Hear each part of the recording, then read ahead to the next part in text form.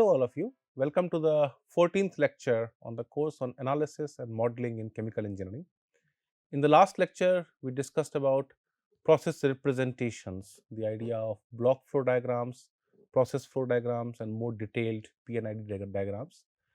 And we also discussed the steps of designing a process and things of that sort. So, what I want to do now is to perform some kind of a material balance on a flow sheet. And if I want to do it on a computer, then the very first thing which I have also explained in the previous lecture is we have to have representation of what are the units in the process and what are the streams in that process, right. So, what I am showing here is some sort of a tabular representation that I can use for putting into my simulation software or a code that I am writing. Clearly, I am doing it for 3-4 units, and one can do a manual calculation as well. But you may imagine that for a big chemical plant, you will have thousands of units. So, it is not an option to do manual calculations on large flow sheets. But whatever structure that we are developing here for this simple flow sheets, more complicated flow sheets can also be done by the similar kind of a structure, the way we are building our algorithm, right. That is the whole idea that we have here to demonstrate what exactly goes into the simulation software, right. So, I am showing you here a process where we have a mixer, something is coming in that is mixing up with some recycle stream. It goes to a reactor where naturally some chemical reaction goes on, and then after the reactor we want to separate the unreacted products, unreacted reactants, and we want to send it back to the mixer as a recycle stream, and the product stream is going out from bottom, and that is being mixed or maybe like diluted for whatever application we have with another mixer with a fresh supply of something, and it is having some final output. Again, those details, whatever is there of what chemical reaction is happening and all that, that is no doubt important. But what I want to convey here is basically the representation of how do we represent units and how do we represent the streams. That is more important in this example. So, in this case, if you look at it, there are essentially 7 streams in this problem: S1 the fresh feed, S2 the recycle, S3 going from mixer to the reactor, S4 going from reactor to the mix separator, S5 going from separator to another mixer, S6 fresh feed to mixer, and S7 the final product, right. So, I will of course list those streams maybe in a tabular form that I can put into my code or a software, but what I also need to tell where exactly that stream is there, what it is connecting. The stream must have a place where it comes from except from the feed stream, and where it is going to except for a output stream, right. So, we need to show, right, and for doing that I am doing a certain kind of a labeling scheme, right. It is not universal labeling scheme, but this you can see in the example here, it is quite helpful. So, what I am doing is I am saying Xij is my input j, that is jth input to a unit I. So, I will number the units as 1, 2, 3, 4, and Xij is the input number j. So, if there is one input, I will put 1. If there are 2 inputs, we will have j equal to 1 and 2, right, and so on. And Yij similarly is the output j from a unit I, right. So, let us say I have another table, and that table contains the description of the units. So, we have 4 units, 1, 2, 3, 4, and they have some name. Again, those details are not very important here. The unit numbers and how it is connected is more important to us. I will come to this table in a minute, but let us go back and look at the stream table, right. So, what is S1? S1 is essentially a feed stream, that is why I wrote a feed here, and X11. So, X11 means the first input to unit 1, right. And in fact, there are 2 inputs to unit 1. One is X11, other one is x12, that is recycle stream. So for S2, I want to write this x12 here, but I also want to write where that comes from, right? X12 is second input to the mixer, but where it comes from? So it comes from the separator as an output, right? So again I use this notation. The first number is basically telling me where it comes from, and the second number is telling me what is the number of that, right? So this is like Y31. So this is the first output from the separator. The second output is somewhere here, right? By the way, I should have said output I and unit J, right? But you get the idea that I am labeling it by the units. Okay. So therefore, now I say that S2 connects, or S2 is a stream that represents the first output of separator 3, the number 3. 3 is my unit number of separator, and it is second input to the mixer that is coming in, right? All right. So I think my representation was okay. Input J from unit I, right? Okay. So now similarly about S3, right? So S3 is what? S3 is the first output of the mixer and first input of the reactor. So I say Y11, X21. Now from the reactor you have S4. S4 is the first output of the reactor, and that is the only output, and first input, that is the only input to the unit 4.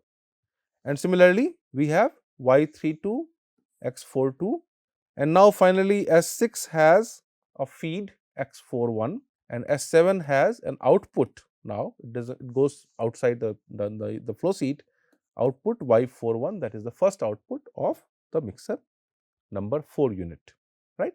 So this is how we can have a table of the streams that contains the information regarding what streams are there and how they are connected together, right? All right. So now let us now look at the unit table. What will this contain? This will contain the name and description, the number and description.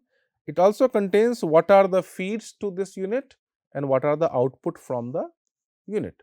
Let us say the mixer. Mixer is getting two inputs, S1 and S2, and it has one output, S3.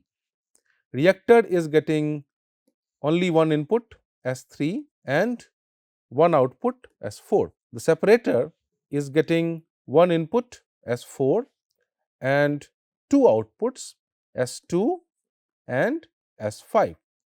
And finally, the mixer is getting two inputs, S5 and S6, and one output, S7, right? So now let us say, for example, this flow sheet was not here on this slide, and I only have these two tables. What you can see for yourself or convince yourself that if I give you these two tables, instead of giving this flow sheet, you could have constructed the flow sheet, right? And now it is obvious which will be easier for a computer to deal with, not the flow sheet, it is an image. Computer will be more comfortable with getting a table. It can convert that into some matrix or array, and you know how to deal with arrays in programming, and there must be ways in whatever software that you are using to deal with these kind of tables, right?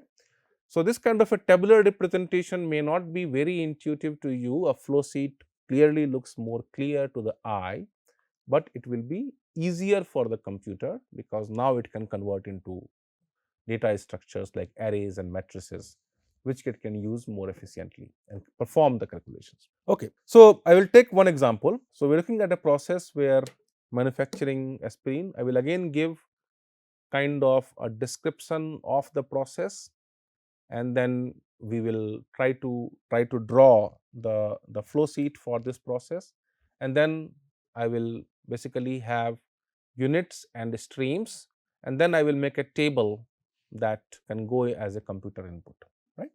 So the problem statement is like this, and as in the example we have done in the previous lecture, the problem statement may look overwhelming, but once we make the flow sheet or the block flow diagram, the ideas will be more clear, right? But let me read that anyway. So, in the manufacture of aspirin, there is acetyl salicylic acid, ASA, the active ingredient in aspirin, that is synthesized using this particular reaction. The presence of phosphoric acid catalyzes the irreversible reaction, which proceeds with kinetics, that is first order, with respect to salicylic acid concentration. That detail is not very important for us right now, because we want to draw the process flow sheet, right. So, it is first order, that is specific to the reactor, but that detail is not important. We want to figure out how many units are there and how they are connected, right. Further, the reaction is exothermic, that detail is also not very important to us right now. So, a simplified process is described below. So, that is where we have to now focus. The following three streams will be continuously fed to a jacketed CSTR with feed temperature is equal to reactor temperature is equal to something, right. So, now what is my unit? My unit is a CSTR with a jacket. That unit is there, and there are three streams given here that is going there. They have some flow rates, but that is again not very important here, right. So, I will go and draw a reactor that will have these three streams, which is indicated in the table that I was showing you. It is jacketed. Jacketed means there must be a mechanism to control temperature, and that often is water supply. So, we supply a cold water to control temperature. Keep in mind that the cold water is not going into the reactor and mixing with the things. It is just like kind of a pipeline utility. It contributes energy, but not the mass to the reactants, right. And the hot water is probably going to cold, right. So, from the process description, at least we have done until here, right. And the salicylic acid will enter the reactor as a crystalline solid, but will dissolve in acetic anhydride, and 99.5% of salicylic acid will be converted to acetyl salicylic acid. I will call it aspirin just to make it simpler, because this is the main component I want to produce in the CSTR. And reactor jacket will be carrying cooling water as needed. We already have drawn that. The outlet stream from the reactor will flow to a mixer, where it will be joined by the additional stream of ultra pure water. Now, we identify that now after the mixer reactor, it is going to the mixer, and what is coming in the mixer? Also a ultra pure water, which is reacting and giving this kind of reaction, right. So, now I draw the next unit. Reactor output is coming there, and ultra pure water is being mixed here, right. What reaction is going on? That is not important for the purpose of block flow diagram. Of course, it has to go somewhere in my code, but not for this particular example that we want to do. Okay.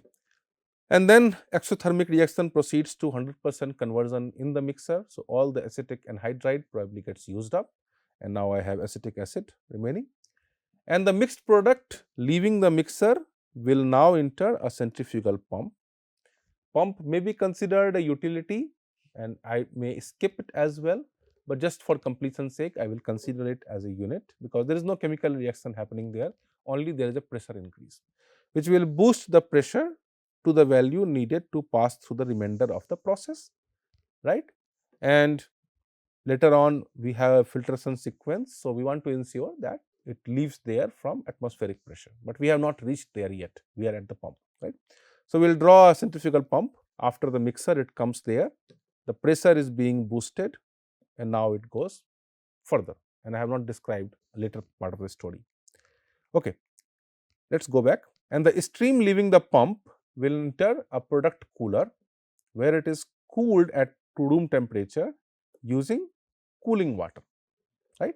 The water addition with cooling step will promote the crystallization of acetyl salicylic acid, that is what I call aspirin, and any unreacted salicylic acid, and the stream will then enter a filtration sequence. But let us stop at the cooler first. So, we add a product cooler, right.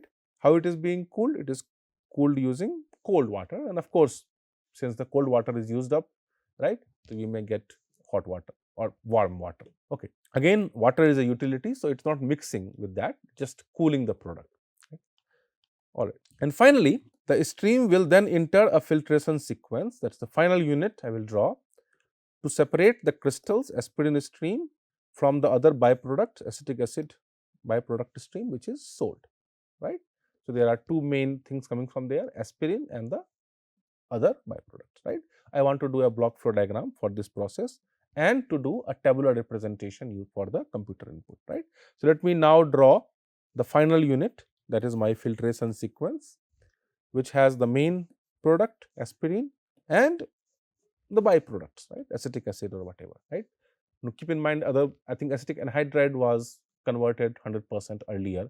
So, acetic acid is probably the main product, right. That is what is written here, which can be separately sold, but that is again not the part of our current problem, right. Okay. So, we have drawn this and now we have already labeled the units. Now, we have to label these streams. I want to put that on a computer, right. So, that is what I do. So, I will now label all the streams that I see in the graph. I remove whatever descriptions I have. I have to, of course, describe somewhere in the units or tables, whatever I can do that. But for the purpose of tabular representation, what I am doing, I am just labeling it here and I am showing you only the stream labels and the how the connections have been defined, right.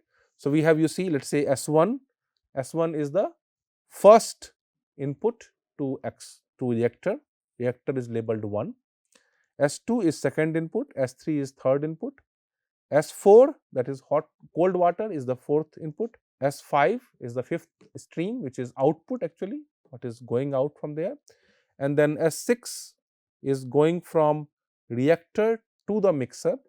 All these three were feeds, but S6 now is the first output of reactor that becomes the first input of the mixer, that is shown here.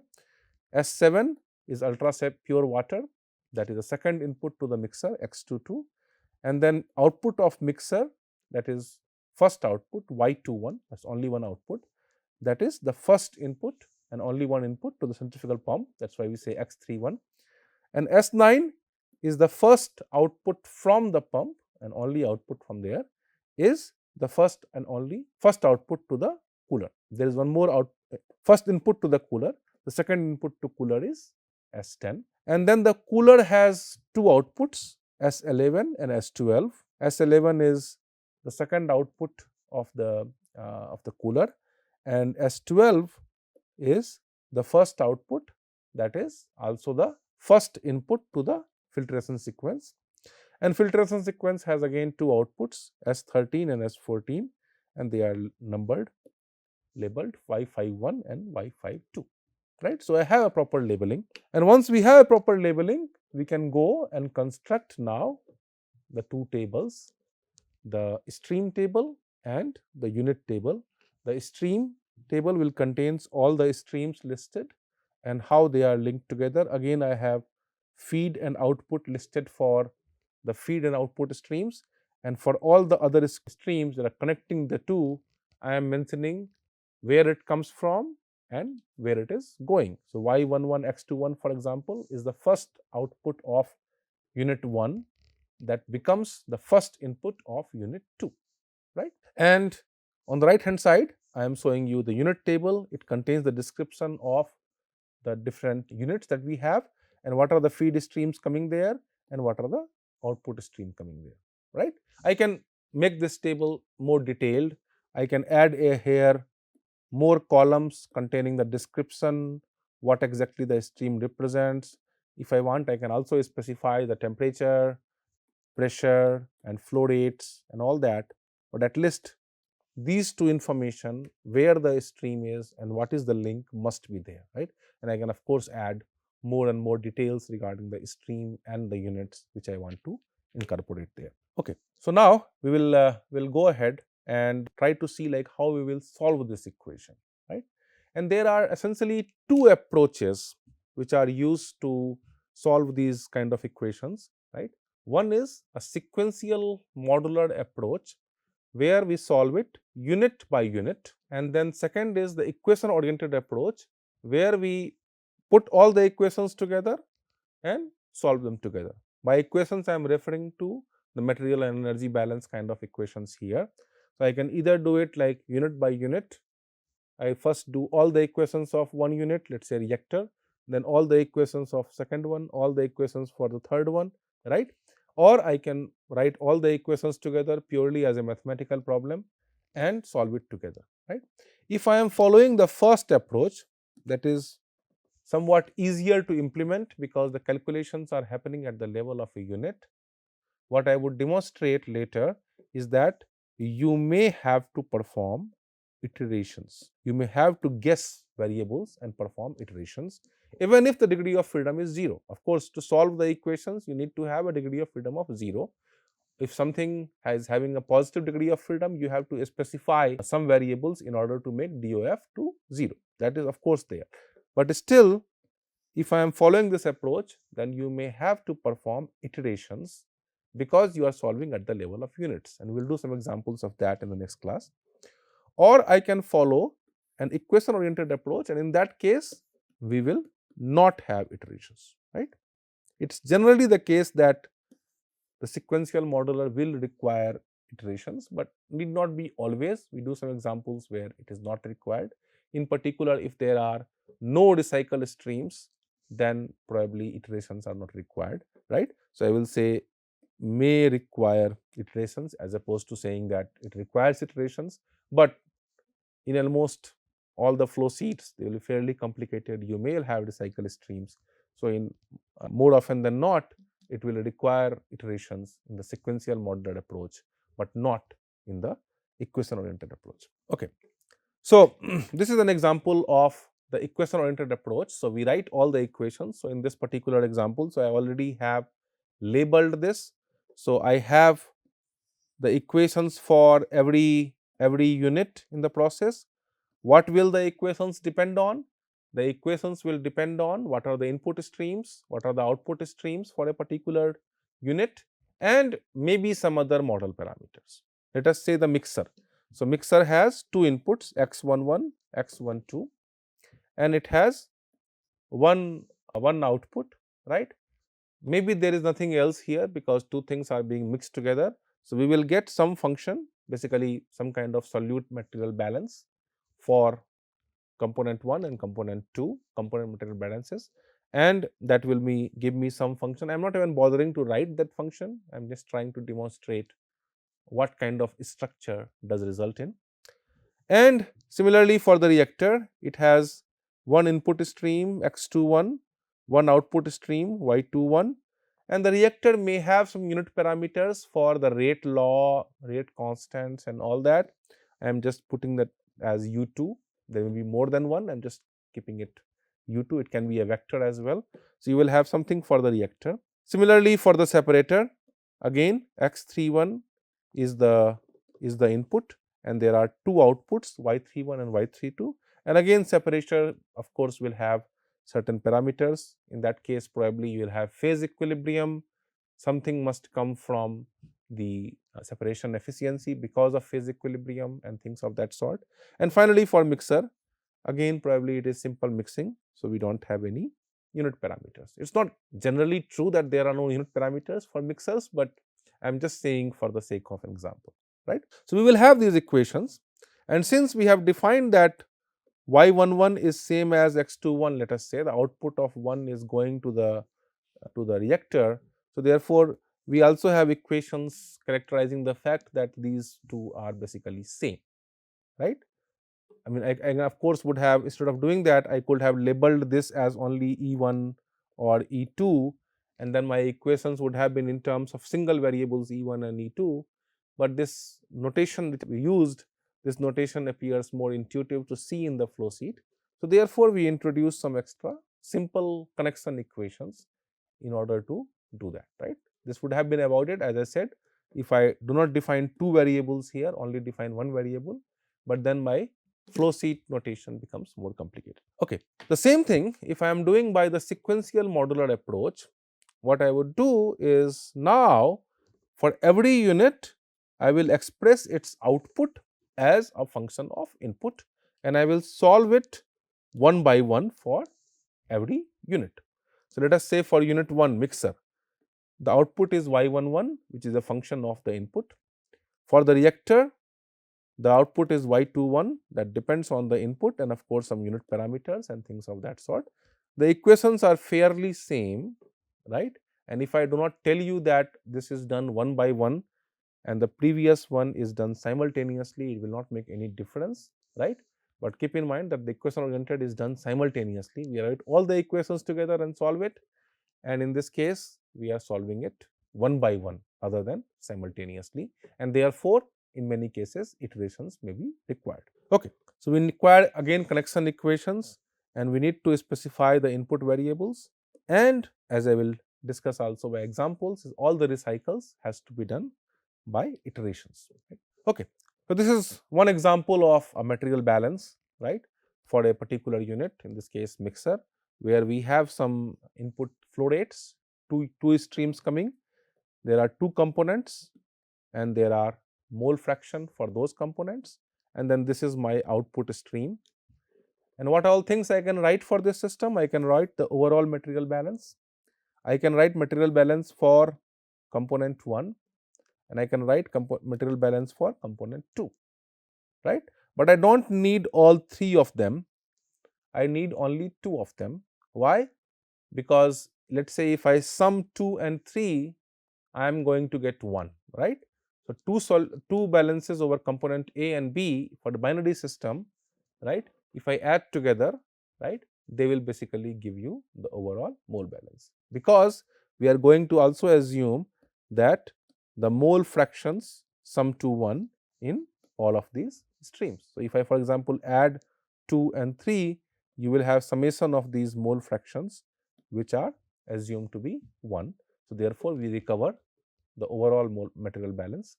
So therefore, if I am using the 2 and 3, then 1 becomes linearly dependent on this. So therefore, I should not consider 1 in my calculations, right? And then we have equations for the summation of mole fraction, right? So this is the kind of example of what kind of equations may result here. If it is a reactor, then you will have design equations for the reactor that may also have the generation term and accumulation term and all that. But the point being is, of course, you will have those equations for different units, but what this sequential modular versus equation oriented is telling you is in what order are we solving equations? Are we solving it all together, that is equation oriented, or are we solving it unit by unit, that is sequential modular approach? So with that, I want to conclude this lecture, and I will continue on this point in the next lecture. Thank you so much.